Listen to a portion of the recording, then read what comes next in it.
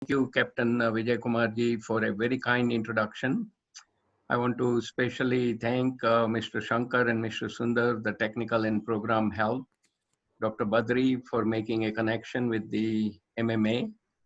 And I'm very delighted to come from Chicago via the Zoom. And today's topic is very relevant, as Captain already mentioned. Now, let me give you the genesis of this program. Back in 2011, the Illinois Park District, equivalent to Forestry Service for the state, they were trying to teach their leaders about various topics, and I was invited to speak on effective decision making. So one thing I did was went to Harvard Business Review, looked up some of the best resources, and read about 10 articles on effective decision making and summarized them and put together this presentation. Over the years, it has been delivered to 20 different places, including the executives from the Brazilian industry coming to my school, Illinois Institute of Technology, for executive training, Tata Network Forum, and other places it has been given, including IIT BHU. So this is a topic of interest everywhere in the current situation. So let me begin to share my presentation at this point.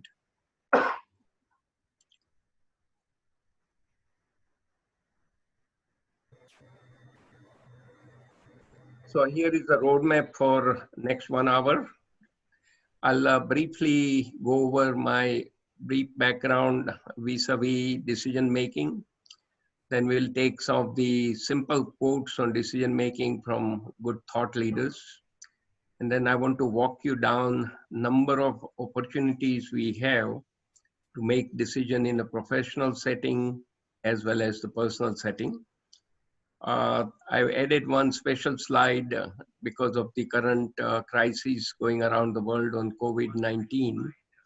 And then my goal is to share with you some of the interesting decision-making models, followed by some of the best-in-class decision-making in action, best practices, and share with you some nice references. And then we'll take question and answers.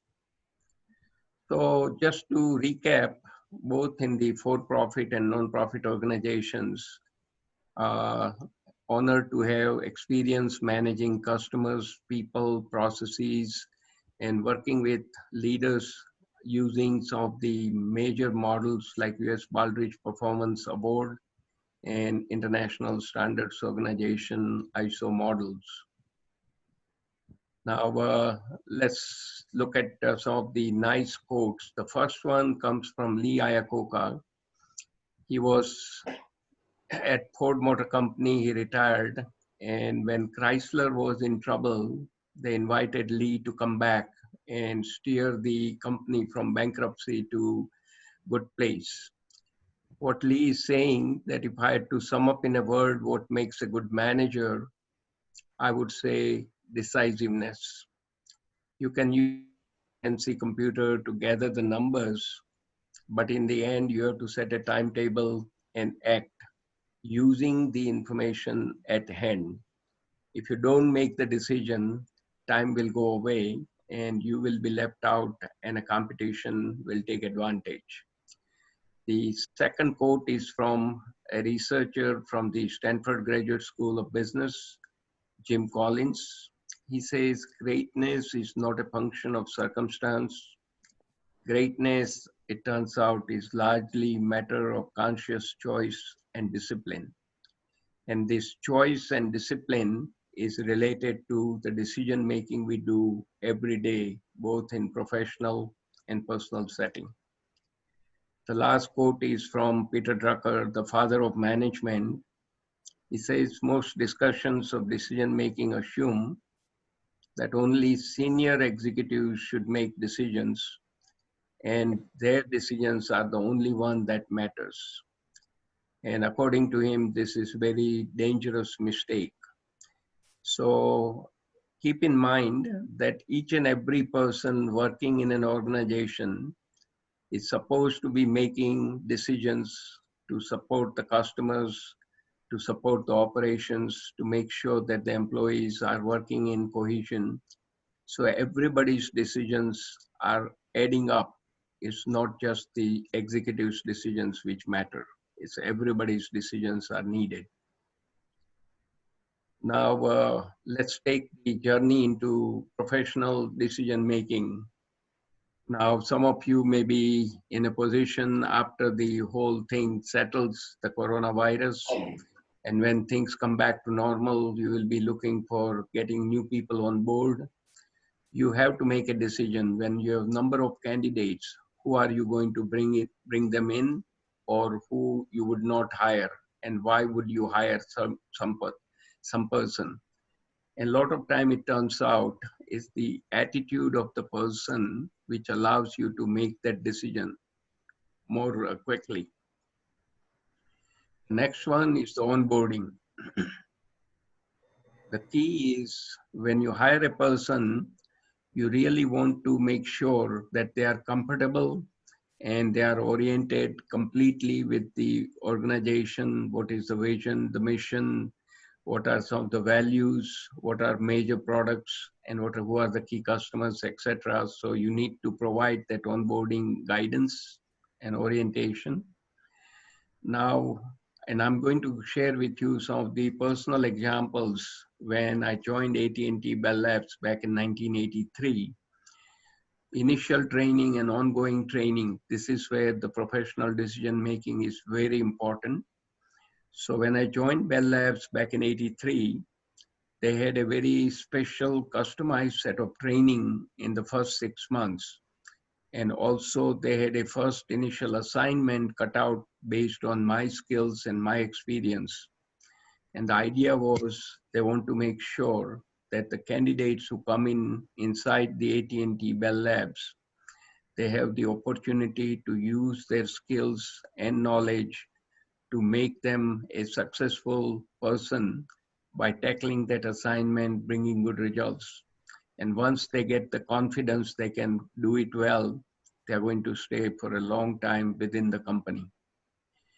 So initial assignment, ongoing assignments, you have to make conscious choices, who to give what tailored assignments so they keep growing into their work area. Performance feedback. So this is the place where in case if you have 10 people you are managing, you need to give them appropriate performance feedback. It should be focused on development.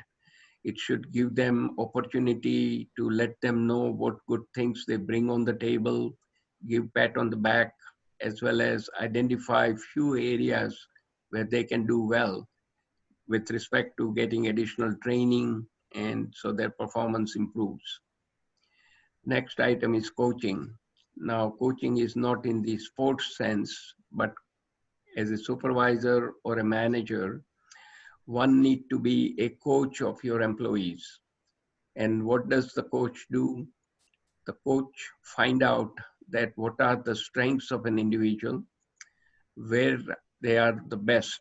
And when you find out the strength of your employee, and when you make the assignment congruent to their strength, they are going to bring the best results with very little supervision. So that coaching aspect requires good decisions, good work required on the part of managers, supervisors, etc. Mentoring. Now, I want to stress the importance of mentoring. So when I joined Bell Labs, on the day one, I had two mentors already assigned. One was technical mentor who stayed with me for 6 months to share with me how things get done at Bell Labs. The second mentor was a social mentor, and AT&T was very big in diversity management. So I had an Asian American mentor. He showed me the various clubs and activities available for employees during lunch hours and after work. And you can join any of the clubs and start assimilating into the workplace. Professor சிக்காவிலேருந்து பேசியிருக்காரு இடி இன்னொருத்தர் professor. நான் இருக்க video of பண்ணி வச்சுட்டேன். The next item is the professional growth. Now, one thing I would like to stress that when you get your first degree, that's the start of your professional journey. It's not the end of the learning. The journey begins from that point on until we go back and meet our creator. So every day we need to learn something new and enrich ourselves so that we are more worthwhile and more worthy of giving back to our organization and keeping ourselves occupied with the new ideas and try to be at the cutting edge. Promotion. So you have three candidates, one opening to promote. Who are going to promote and who will get that slot? That requires lots of decisions. And you need to work in your team to ensure that you review the performance. You also review the potential of what that person can do in the future if they get promoted and what value they will bring on the table. Terminations. Sometimes a person may not work out well within the organization because they could be either a misfit or they do not have the right skills and they are at the wrong place. So the idea is you need to work with your HR to understand what's happening and try to give a notice, uh, put the observation for 6 months. And if the person cannot improve the performance, they should be let go so that they can find a place somewhere else and use their strengths and talents. Next, capital projects. Now, this is an area where you as a leader or a manager are going to review several proposals looking for the investment needed to deploy the capital projects. So you need to have basic idea of which each of these proposals is talking about and then decide what is the cost benefit and what is the ultimate impact to the organization. So a lot of decision making goes in on the part of the leadership team to which project to fund and which project will have to wait until the next round. Strategic planning, the big issue when the top leaders, the senior leadership team gets together once a year minimal to put together their thoughts on creating the vision, the mission, the values, and develop a strategic plan by identifying 3 or 4 key strategies for the year, and then create a business plan and start deploying that throughout the workplace. Lots of decisions to be made based on the input regarding the customers, the employees, the competition, finance, operations, etc. Informations. Now, a lot of time when the issues arise, either from the customer side or from the operations side or from the finance, the team needs to be formed. Now, the leaders have to make a thoughtful decisions what team to charter, when to charter, who to appoint as a team leader, so that that team can put together the right response for the challenge at hand. Managing suppliers, another big issue where decisions are critical. You have number of suppliers, you need to create a more like a Excel spreadsheet, put each and every supplier's strengths and weaknesses at one place, and then depending on their credibility, their ability to provide you material, their flexibility, their timing, their pricing, all of those decisions. And then you choose the right supplier to make sure that your operations is moving and you get the best supplies at the minimal cost. Time management. Now, current day and age, we all are being asked to do more in less time.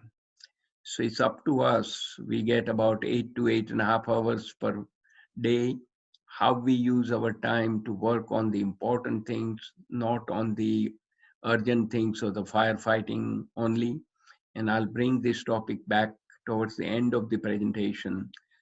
Where should we spend our time in the professional setting? And how to manage the change. The world is looking for managing the change because the technology is changing, the rules and regulations are changing, the world is changing constantly. Only thing constant is the change. So how do you manage your change initiatives? And of course, your boss will give you a number of items to do list, and that list keeps growing. You need to negotiate with your immediate supervisor or the manager to prioritize what needs to be done for the benefit of the organization. So by looking at all these areas, we realize that we have so many opportunity in a professional setting to make decisions. And the decisions we make as an individual, as a supervisor, as a leader, will have tremendous impact on the outcome for the organization. And a lot of time we don't make the right decisions, which will come back and haunt us.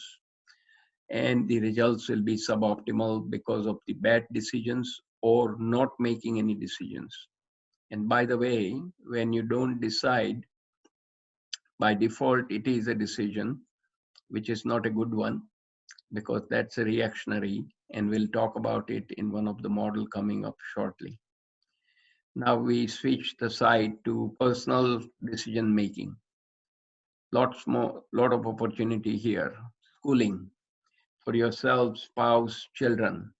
Now, personally, for my case, I was studying in my native place in Amreli in state of Gujarat until high school. So after finishing SSC, I came to Mumbai, did my 2 years as Khalsa College, and studied science. And I was good in chemistry and mathematics, so I decided to opt for chemical engineering. And with the grace of God, I found a place at one of the top institute, Banaras Hindu University, which became IIT BHU in 2012. Those were the best years of my life. I learned a lot in a wonderful university. Now, my spouse, she is a medical doctor. She comes from KM Hospital and St. J.'s Medical College in Mumbai. Our children, we have two boys. Both of them went to good schools here in the state.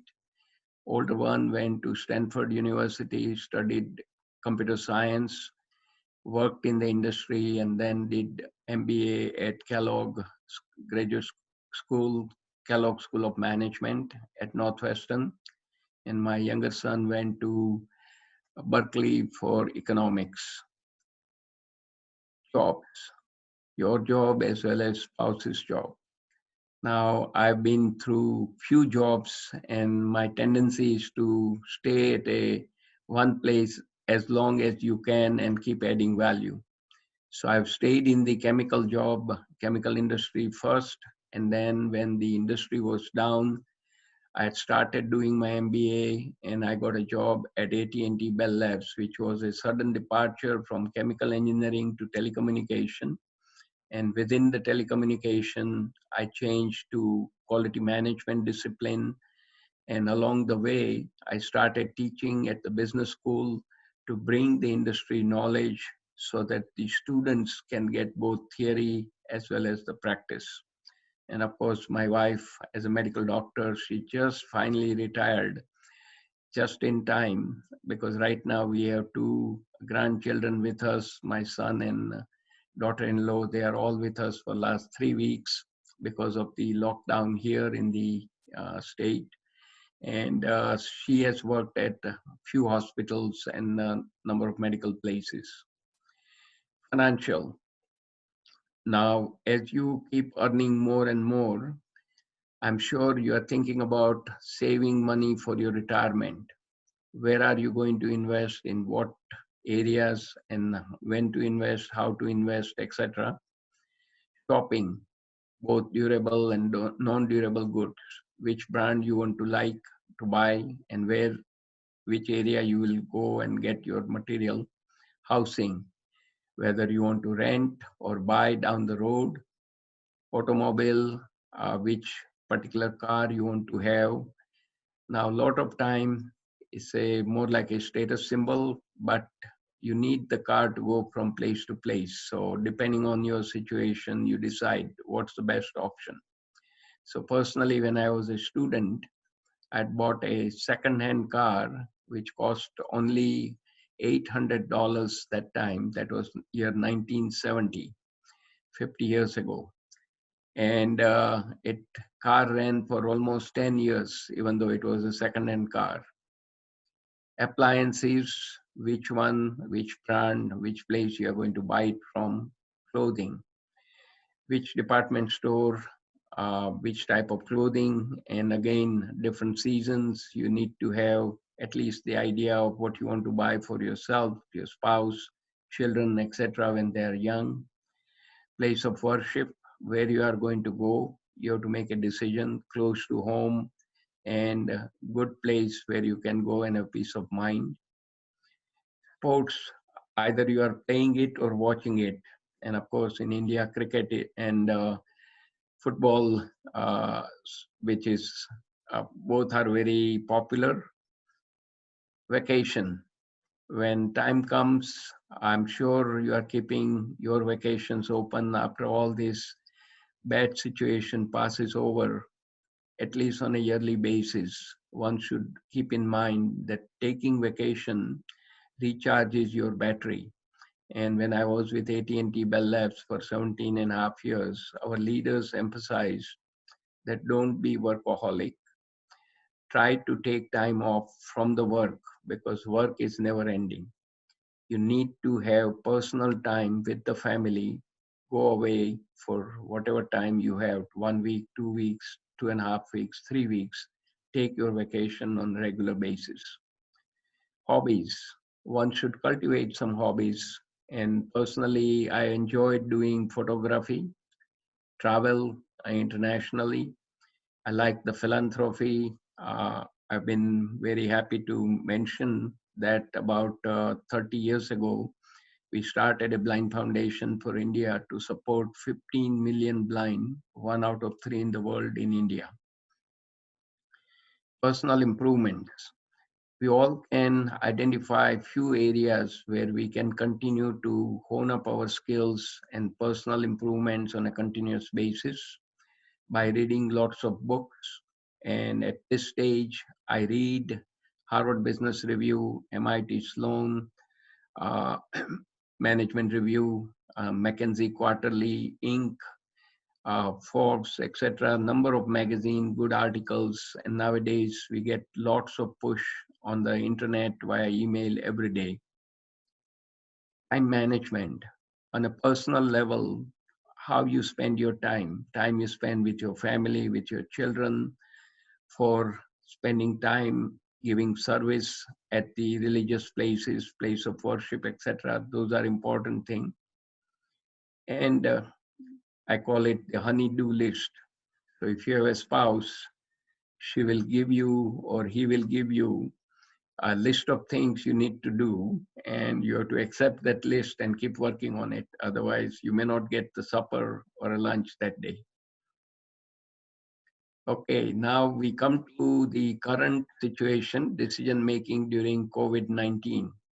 And as Captain already mentioned, social isolation, Prime Minister Modi ji extended it to May the 3rd, total 40 days. Seriously follow the official guidelines. Frequent hand washing with soap and water, 20 seconds minimum at a time. These are some reminders basically for ourselves. If you need to make an outside trip to get the essentials, mainly the grocery, buy things for 2 weeks at a time to avoid a lot of exposure. Seek medical help when appropriate. Look after elderly people, your parents, the neighbors, etc. For youngsters at home, you need to be creative and engage them. And now with the technology, you can do many things with the youngsters. And I can tell you, whole day we have 2 grandchildren who are running around in the house.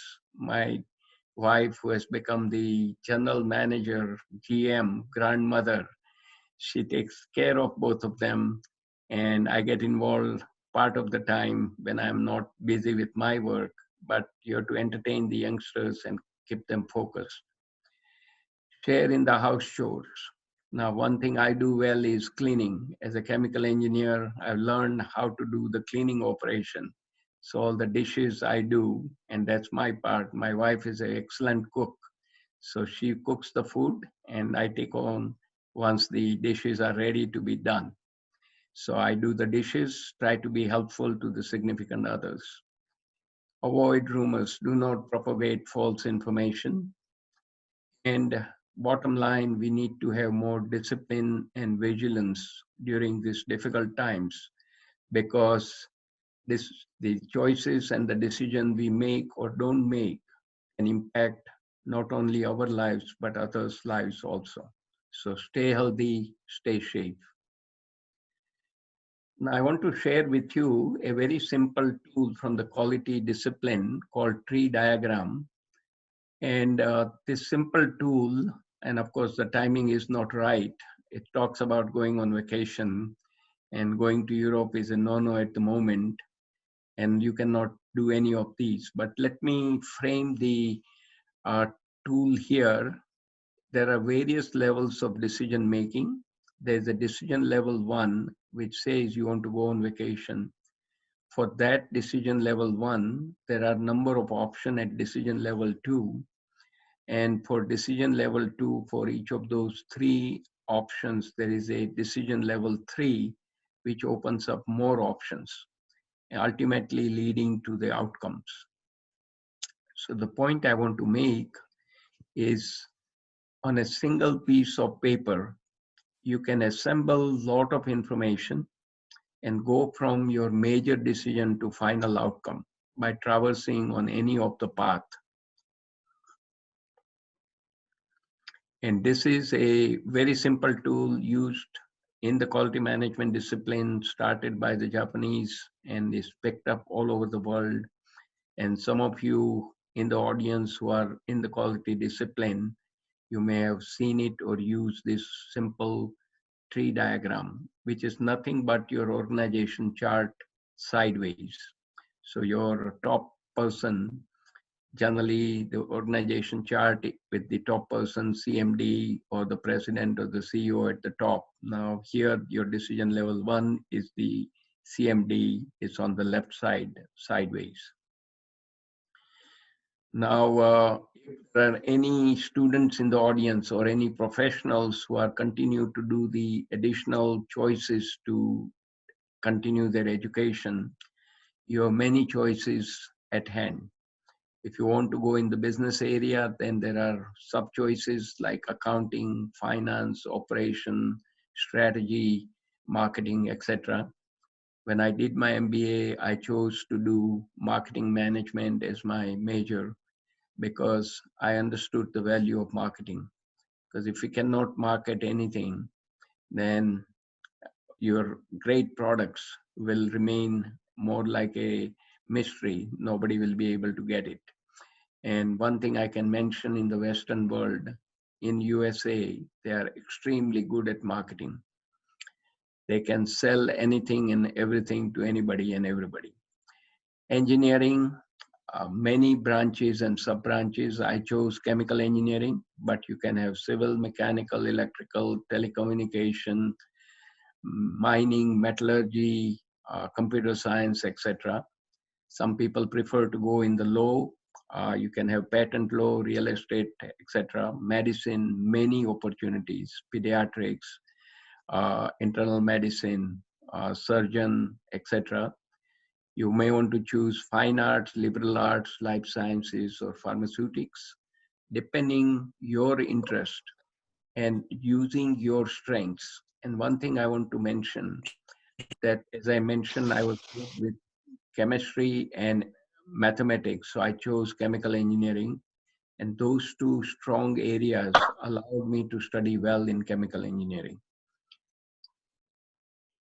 Next, decisions you make about the branches, etc., or continuing education should lead for something for meaningful work at the end of the day.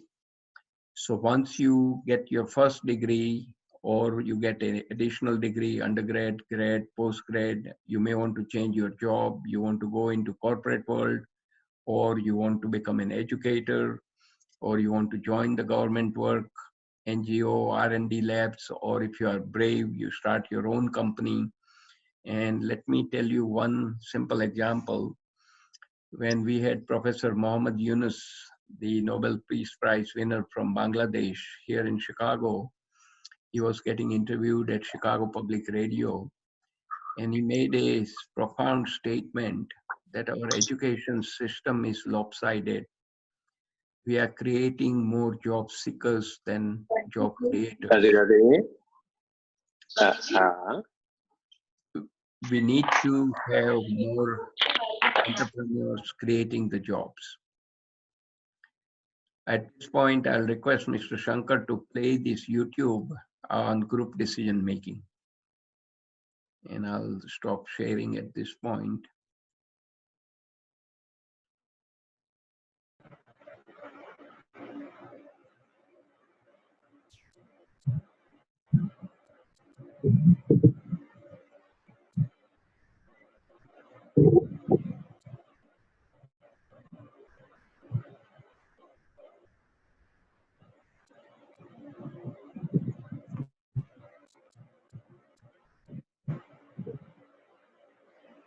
Volume is not there. You check the sound.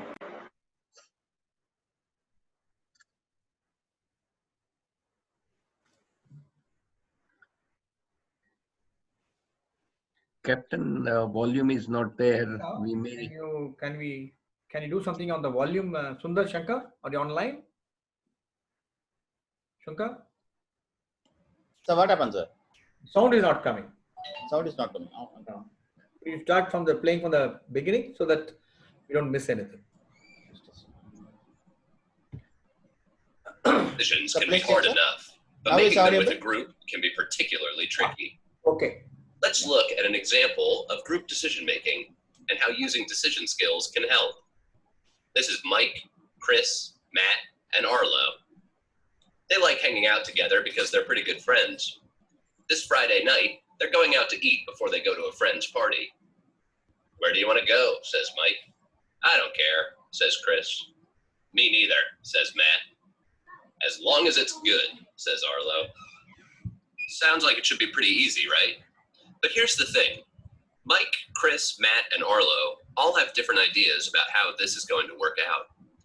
And they have different thoughts about what they would like and what is important to them. And they might just be assuming that those same things are important to all of them. But no worries. The guys have been friends for a long time and know that they need to work some stuff out. Without even really thinking about it, they begin communicating and clarifying. I was thinking pizza, says Mike. I had pizza for lunch. How about Thai, or the diner for a change? I'm a little strapped for cash this week, so can we make it on the cheaper side, says Matt. And how are we going to get there, says Arlo. That's a good start, but now they dig a little deeper. I've got my mother's car this evening, so I can drive, says Matt. And the party doesn't start until later, so we've got plenty of time, says Mike. Last time I went to the Thai place, it was good, but it's not very cheap. We could try that taco place that just opened up on Maple Ave. Has anyone been there? Is it any good? I haven't heard anything about it, other than it's finally open. Tacos are cheap, but if they're bad, they're really bad. Is pizza out? I could go for a slice. I couldn't do pizza, but I guess I could order a cheesesteak instead. I'm just feeling a little cheesed out, you know? All right, pizza's off the list. And so's Thai. It'd be good, but it's too much to spend for this week. Fine. So, diner or new tacos? Tacos would be closer. It's only a couple of blocks, while the diner is all the way out on the highway. Yeah, but we know the diner is good, and the cherry pie is pretty much worth the trip. Yeah, but we could try something new. If only we knew if the taco place was good or not. Right around here is when people fall into one of the biggest group decision traps, decision fatigue. This is when you get sick of discussing an issue and just want to throw in the towel and do whatever seems easiest. All right, I don't care anymore. Let's just get pizza like we always do. Then Chris says, I don't really want pizza, come on.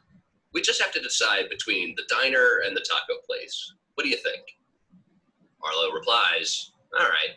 Even though it might be a nice change, we don't know how good the taco place will be. I say we hold off on trying it until we hear something about it. And tonight, let's go to the diner. We've got a car so we can drive, which we might not have next week. There are all kinds of things on the menu so people can be adventurous if they don't want burgers and fries. Plus, it's cheap and it's good. Excellent. Good job, guys. You communicated and clarified the elements of your decision basis and thought your way to a good decision. And you stuck with it and didn't fall for decision fatigue. Way to go. Have a piece of cherry pie for me.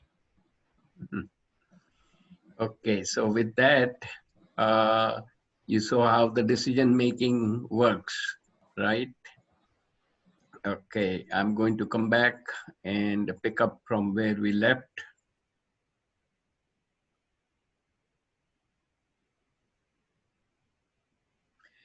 I want to take you through some of the decision making models. Important to remember that the decision making is a skill that is learned and it improves with practice. Now, the way to learn is we can make better decision by looking at some of the basic decision-making models that tells us what is the process by which we arrive at a conclusion or the choices and the decisions we make. So there are 6 of them. First is scientific, which is knowledge-based. It's a detective approach. Second one is ethical, doing the right thing, which is a moral approach. Next is economical, net gain by doing cost-benefit approach. Fourth is political. The decision you take will be palatable to people. It's a subjective approach. Using the experience, past knowledge is a familiarity approach. And the last one is habitual, default-based. It's a passive approach. So out of these 6, first 5 are proactive. Habitual is reactive. So don't try to rely on habitual only all the time, because that is not going to give you more value. And keep in mind that at a given time, you may be using combination of number of these models for a given situation. Now, next wonderful article was on 9 steps to decision making. And I'm sure we all know when we have too many options and the pending decisions, we can get overwhelmed. But keep in mind, the decision is as easy or as complicated as we choose to be. We need to take control and decide to be decisive. And our ability for decision making is dependent only on the mindset. If we have a mental attitude which can become strong with the practice and persistence. And there are 9 steps to be decisive. What are these steps? First, believe in yourself that you are decisive and you will make good decisions. Secondly, visualize yourself as a quick and firm decision maker. Third, there are no bad decisions. Action beats inaction. Next, be brave. Don't be afraid to make mistakes, because it's okay to make mistake, but you learn from that mistake and next time make a better decision using the learning from the one where it did not go well.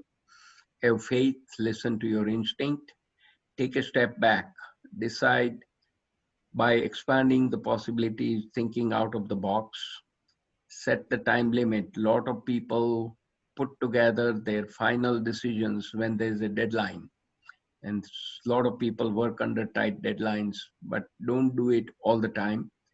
Persistent practice, make fast decisions often. I'm sure those of you who are practicing project management, they say that in project management it's important to fail fast to succeed sooner. Fail fast to succeed sooner, because you take few steps, work on a small thing, and when you are not successful, use that failure to come to a better decisions and start coming to bring the project to the closure. And the last item is think out loud. Clearly define the question, write down options and assumptions, and work with your team so that your decisions are better and better and adding value in the organization. Now here comes the bad news, culture of indecisions. And this is true everywhere around the world. The single greatest cause, the cause of corporate underperformance is failure to execute. So think of it this way. World over, the organization do strategic planning, but only 1/3 of those organizations are successful in executing their strategic plan. 2/3 of them fail. And a lot of it is connected to not doing the prioritization on the strategies, not allowing right resources to work on key strategies, not having continuous review on a quarterly basis on the outcome of those key strategies, and not sharing those strategies throughout the organization. Now, these kind of failures to execute can result because there is a inaction on the part of the people, whether the organization is small or large. You want to say something? Sure. I saw you left the thing. That's why I thought I'd speak to you. Is it okay? No, not bad. No, not bad. No, good, informative. Yeah, the inability to take decisive action is rooted in company's culture. And to find the solution, Dr. Ram Sharan, who is one of the top consultant, he talks about doing three things. He said, have to have intellectual honesty in connection between people, have an honest dialogue at the course when people meet, and third most important thing is provide feedback and follow through by rewarding the high achievers, coach those who are struggling, and discourage those whose behaviors are blocking the organization's progress. So once again, those who are doing good work and high achievers, give them feedback and follow through. Coach who are struggling at the other end, and those who are sitting in the middle doing things which are not helping the organization, discourage them so that the progress is not blocked.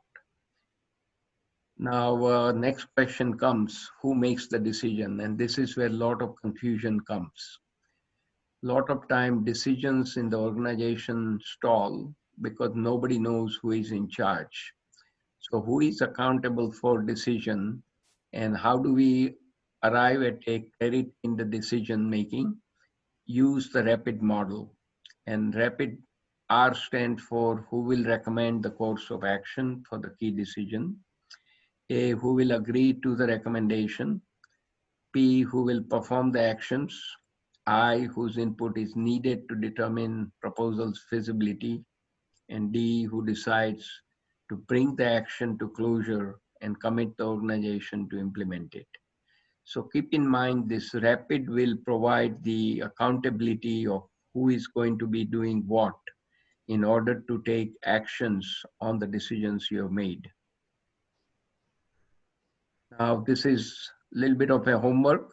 You think about last 3 meaningful decisions and answer some of these questions when you have a little spare time at the office or at work or sitting at home doing the work for the company.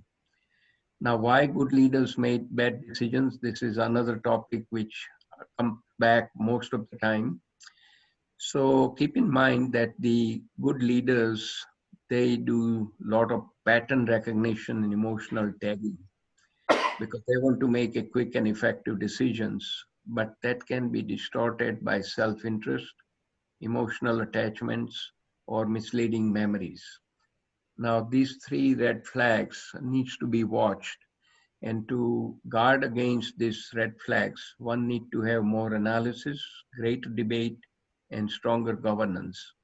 When you have those safeguards, you can overcome those red flags and allow the executives to make better decisions all the time. Now, important topic. We can do a lot of planning, but if you don't have any execution, then those plans or the decisions remains on paper only. And this is tied to the strategic plan. Now, the current strategic plan, the traditional way, there is a serious flow. First is conducted only annually. Secondly, it unfolds unit by unit. There's no synergy. So think of it as a company with a number of divisions. Each divisions do their strategic plan on a silo basis, and they are not connected.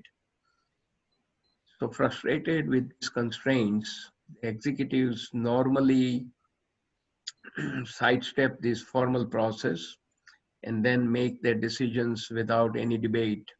And they are either making it incorrectly, too slowly, or not at all.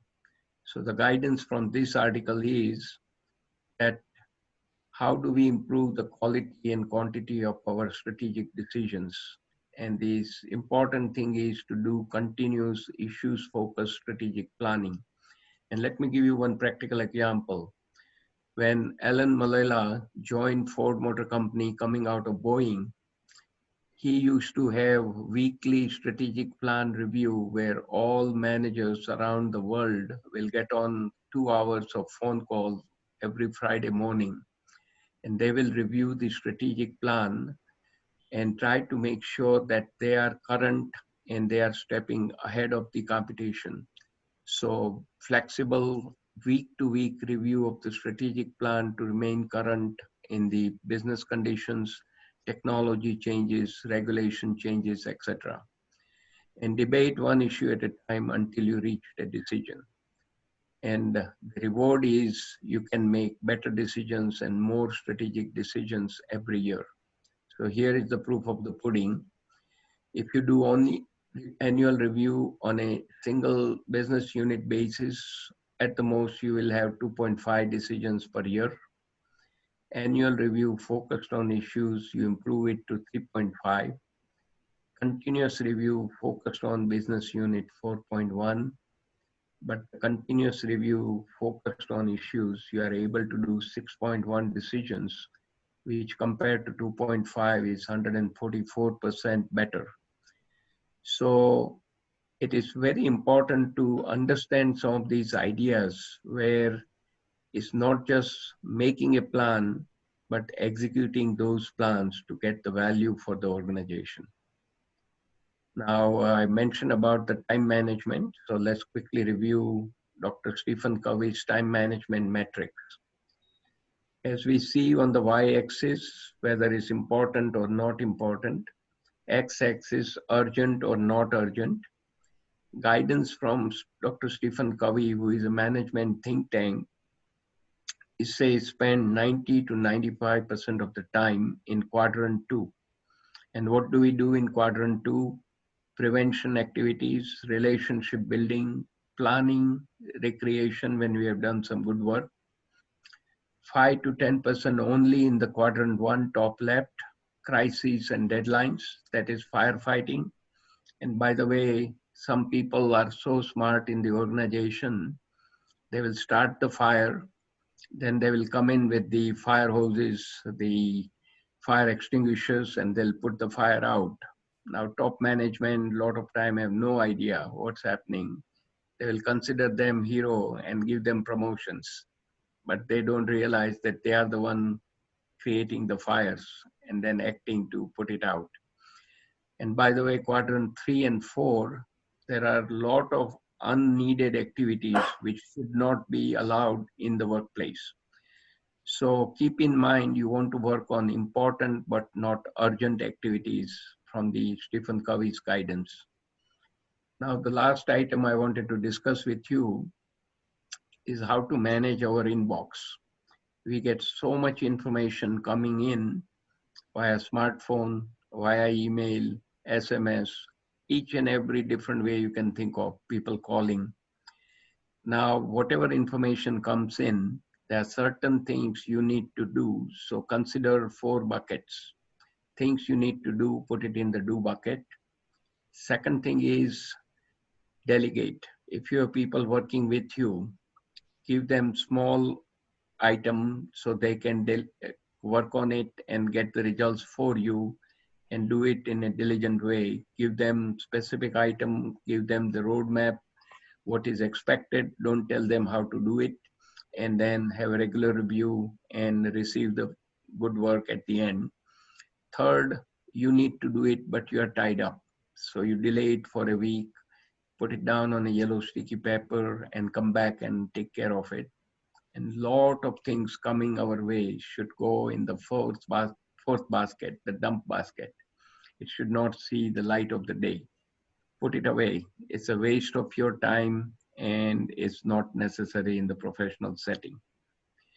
So in summary, I like this quote about AMA, ability, motivation, and attitude. Each one of them have a different level.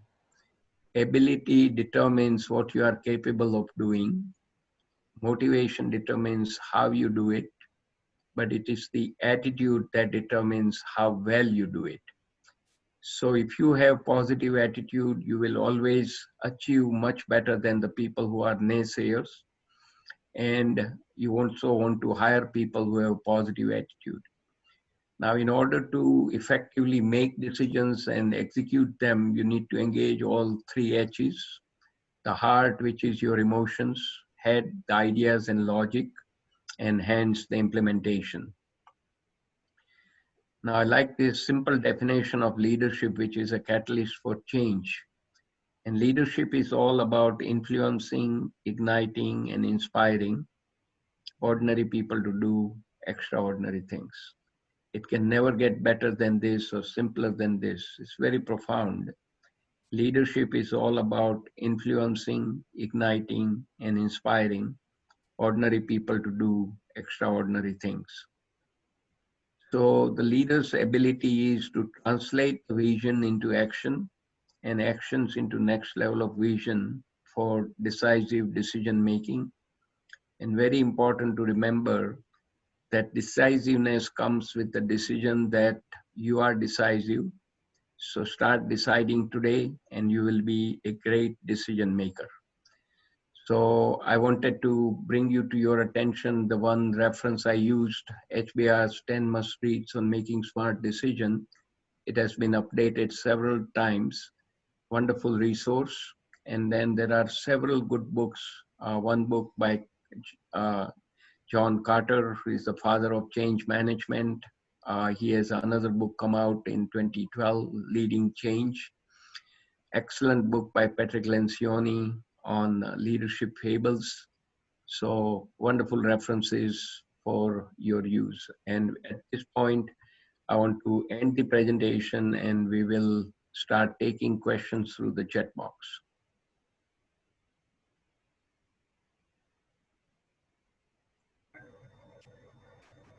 And chat.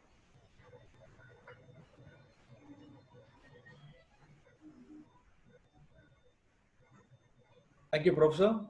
Yes. Great insight and excellent, and we learned a lot. I think the questions must be coming to you. Yes. I'll also ask some of the people who are there to send their questions now. Maybe I'll ask you the first question there. Now, Sure.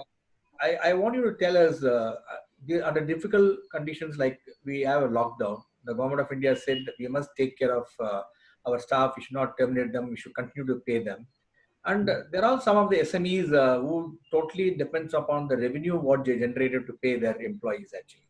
Under these conditions, we also keep hearing cash is the king actually. Now, what is your advice to these SMEs? How do they take care of their employees' morale, keeping in view the regulatory issues where we cannot terminate the service of any employees and we should keep paying them? And how do you advise a company to keep paying them? Some of them totally depend on the generation, the revenue what they generate to pay. So how do you manage the difficult situation? Yeah, I think it's a really good question. And I want to narrate to you one story that in a difficult time, so I won't name the name of the company, but the times were very difficult. So the leader of the company who was owning it, he decided to take a total pay cut for himself. And he also ensured that the management team did not take any pay, but they turned that money around and gave it to the workers who needed it for their survival on a day-to-day basis. So one thought is, you look at the disparity between what the top management gets and what the workers get. So if for the time being, top management can decide to put part of their money in taking care of the working level people, that will go a long way. and it also creates the loyalty on the part of the employees. Yeah. Yeah, great. Great. Yeah, the top management should sacrifice to make sure that bottom Yes. line is taken care of. Yes. One way of also keep communicating with the people. 65867. Yes. Dr. Badri, do you have any questions? Meanwhile, other questions are being compiled. You go ahead, Dr. Badri. Thanks for facilitating us to the professor, Vora. Yes. Yeah. 65867. It was a good refresher upon decision trees. I remember using trees with EMV, expected monetary value approach, but Mhm. yours was more comprehensive, dealing with everyday decisions, like going to a vacation or visiting family. So that really widened my, the range of decisions to which you can apply that idea. Mhm. So I have that book by John Cotter Yeah. on managing change. So that is about change in the organization. And now with the shutdown, lockdown, I mean, the schools and colleges, I believe, are going to, because so many students congregate, Mhm. they will be opened late, I think. It may be a few months before classes take place in the traditional format. Yeah. So how do you think India can, adapt to this virtual classes quickly? What would Yeah. be? Yeah. So, Dr. Badri, this is a very serious issue, and India needs to act quickly because we have a technology at our side, right? We are technology, software technology is the strength of India. Now, I can tell you one example. I teach currently online class at Northwestern University School of Professional Studies. Fortunately, last year we changed over to the online format. So currently my class is running, I am in the second week of a 10-week program. All top universities here, actually all university in USA has changed over, starting with the April quarter or a semester online. Everything is online. Now in India, we are slow to react to it. I understand some of the IITs are not using online. Some are using, so there is no consistency. Now, online classes are equally effective if we do it well. I think we need somebody to go on a mute. Sundar, you have to please mute your. Thank you. Please go ahead, Professor. Thank you. Yeah, so what my suggestion is, in the current situation, India should work with the business leaders and use the technology expert to use the learning management platform, which is effective, cost effective, easy to use, something like Canvas, etc. I know the Blackboard is more expensive, and use that format, learning management system, to engage the students. And I can tell you, in the online, you can have teamwork. You can ask them to do a project working in the team, engage them, and motivate them to do well. And it's equally effective because I've been teaching online for the last 9 years in various business schools. And what I found is it's tougher to do the online course than the on-site, because students have to be self-motivated, they have to work hard, they have to continue to remain updated.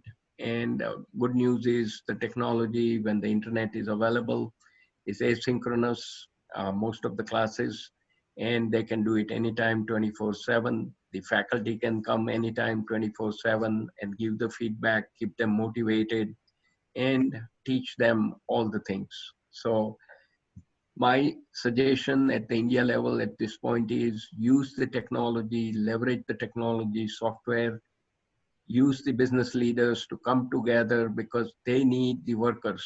When they graduate the batches, they need to be very proficient in the use of technology remotely, etc. So I hope, but Dr. Badri, that essentially gives you some idea how we should be moving in India in the current situation for utilizing technology for online. And the last item I want to mention, I was reading on CNN that number of universities here are declaring in US that on-site thing will only start in 2021. For the rest of the years, it will be online only.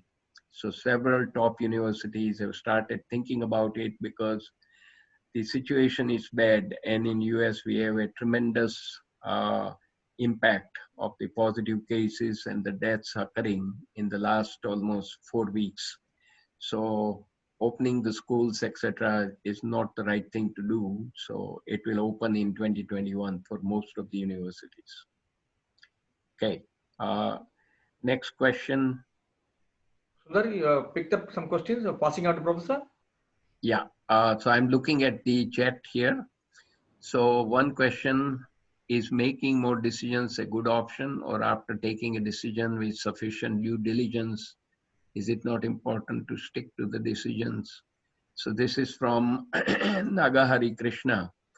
So the question is making more decision a good option, or do you do the due diligence? So my point is, you need to have due diligence, but the speed is also important. Because if you keep sitting on the decision by deliberating on it and don't come to a conclusion or don't make a decision, you are wasting time, opportunity window may close, and if you are in a competitive environment, somebody else will come and your business will go away. So making a decision with whatever information you have at hand in a speedy way is the right solution proactively, rather than habitually don't make decision, avoid it, hope it will go away. Issue never goes away, right? So it will keep on festering and others will take advantage and you will be left behind. So that will be my suggestion. Act rapidly to make sure it works. Okay, I don't see any more question here, so we can. Then in the meanwhile, we get the questions. May I take the liberty to ask you a few more questions, Professor? Sure. Now, you said very rightly that we must engage with the student community and make them self-motivated to go on online. So, we have plans to aggressively connect with the large number of our student members, community we have. Now, you said self-motivation. That is the biggest impediment in respect of what we face in respect of the students. How to engage them and how to motivate them to come on board and get engaged and get them self-motivated. So in that way, what should be the role of parents? What should be the role of themselves students? And what should be the role of organization like ours and the educational institution? Educational institution, they're playing a very important role. Yeah. So I think this is a multifaceted question. Number of people have something to do with this, right? So start with the student himself or herself. Now, when they see the sort of a final outcome that when they are finished with the education, they are going to be getting a reasonably decent job. So they have a motivation to succeed, right? That's one thing. Now, in order to arrive at that situation, the family plays a big role. Now, if the parents are educated, they will push the children. And I'll give you my personal example. We settled into an area where there was a good private school where our children can go and get the best education. So as an immigrant, we look for education. I came here to get my graduate work done, master's, PhD. And so you look for parents who are educated to motivate the students that if you finish the education, you will have a better life at the end of the day.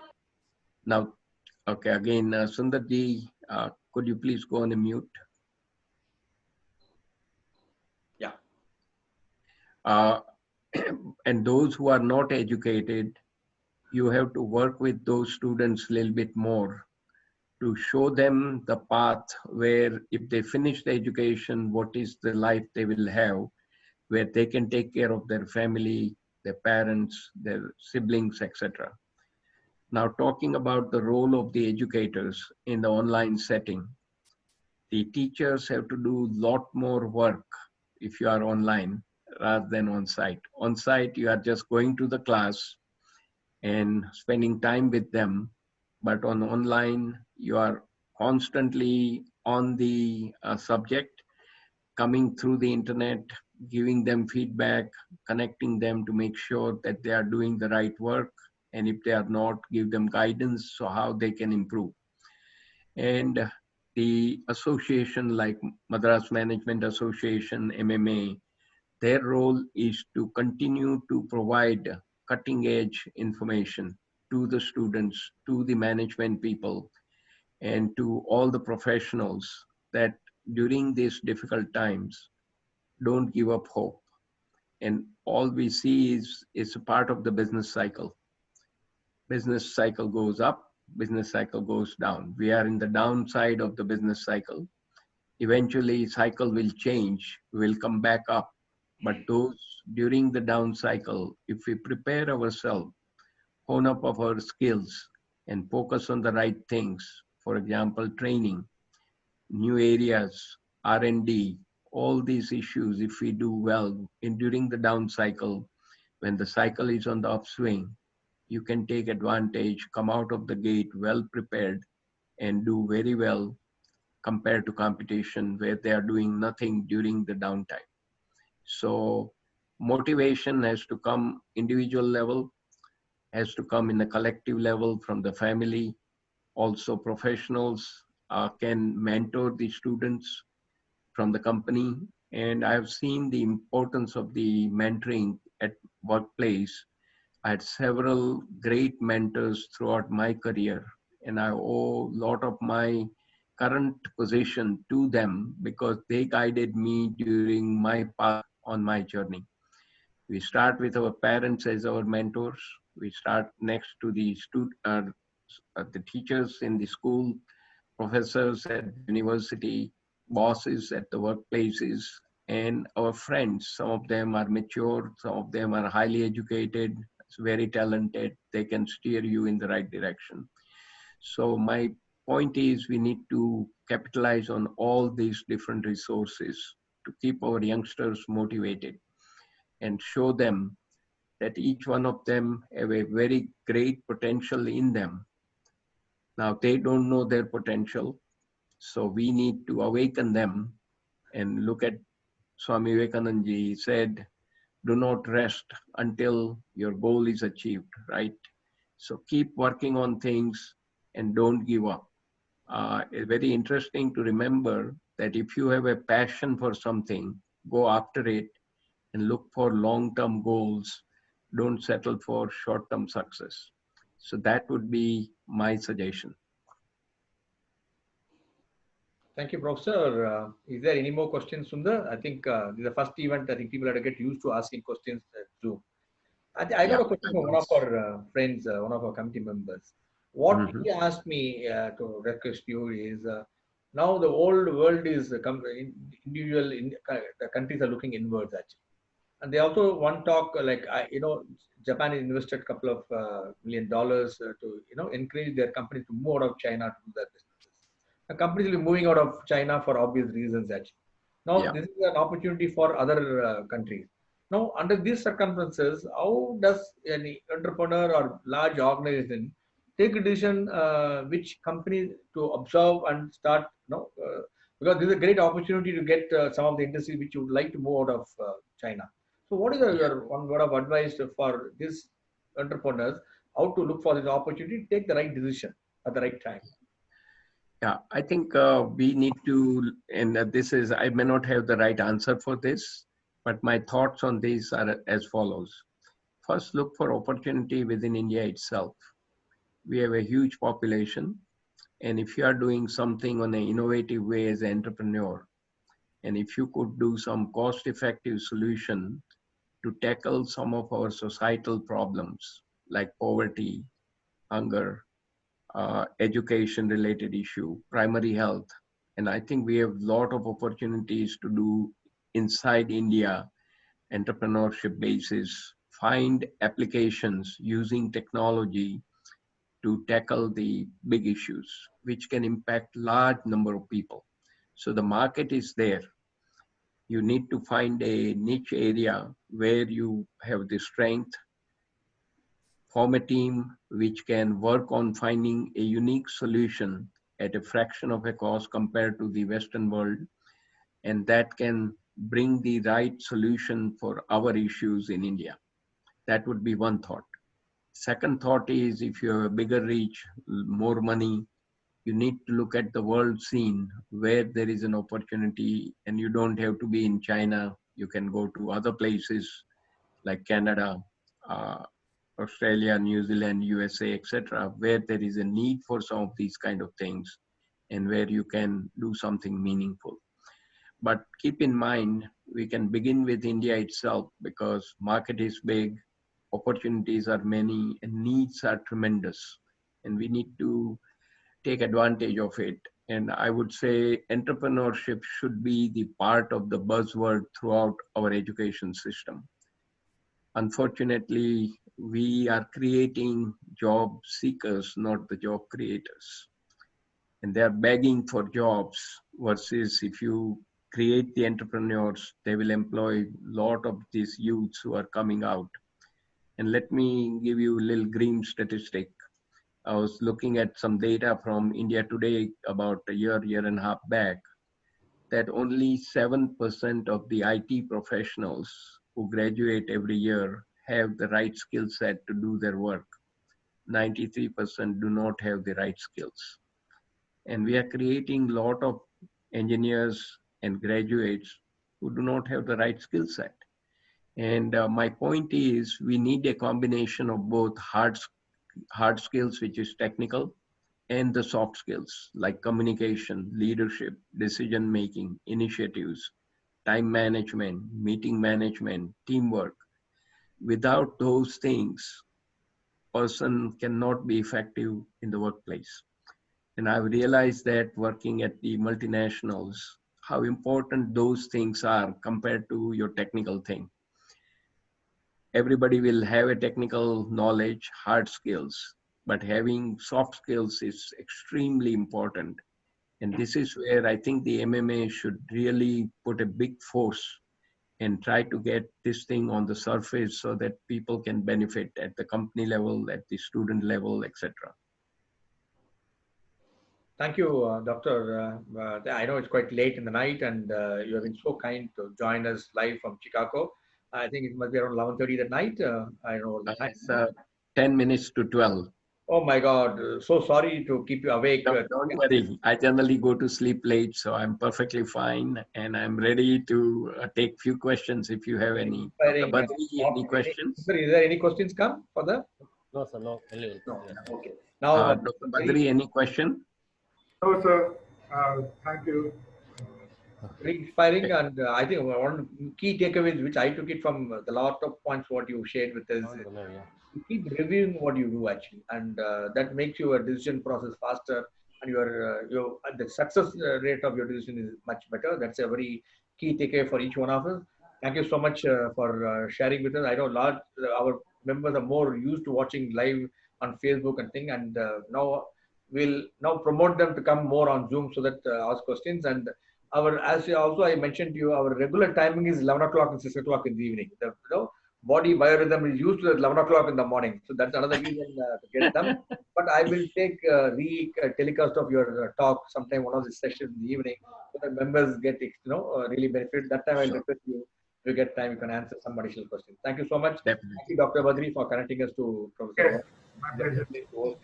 And thank you, sir, and good night. Have a good night rest. And thank you, Sundar and Shankar, for making a flawless transmission. And thanks all the viewers who are watching the program live on IBC, our webcast, or Facebook, or YouTube. It's great having you, and keep connected, keep learning, and stay safe and stay healthy. Thank you so much. Bye-bye. Thank you, Captain Vijay Kumar ji. Thank you. Thank you so much. Yeah. Bye. Right. Bye.